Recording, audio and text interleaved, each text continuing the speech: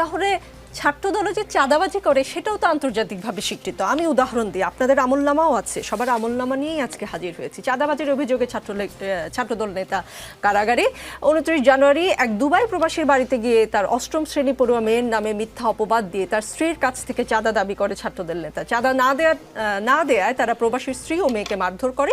এ সময় ঘরে থাকা আসবাবপত্র ভাঙচুর করে প্রবাসীর প্রায় 30,000 টাকা ক্ষতি করে। পরে স্থানীয়রা এগিয়ে আসলে আলামিন ও তার সহযোগীরা বিভিন্ন প্রকার ভয়ভীতি প্রদর্শন করে চলে যায়। এই ঘটনায় প্রবাসী স্ত্রী সেনাবাহিনীকে অভিযোগ ও থানায় একটি চাঁদাবাজির মামলা দায়ের করেন।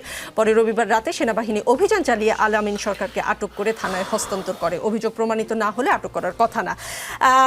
10 জানুয়ারির খবর, ওসি পরিচয়ে চাঁদাবাজির অভিযোগে ছাত্রদল নেতাকে মারধরের পর পুলিশে সোপর্দ। পুলিশের ভয় দেখিয়ে চাঁদা আদায়ের অভিযোগ রাবি ছাত্রদল নেতার বিরুদ্ধে। এটা 12 ডিসেম্বরের খবর। রড ও স্ট্যাম্প দিয়ে মারধর ও পুলিশের হাতে তুলে দেওয়ার ভয় দেখিয়ে ছাত্রলীগের সাবেক নেতার কাছ থেকে চাঁদা আদায়ের অভিযোগ উঠেছে রাজশাহী বিশ্ববিদ্যালয়ের শাখা ছাত্রদলের নেতাকর্মীর বিরুদ্ধে। আরও আছে, অপেক্ষা করেন।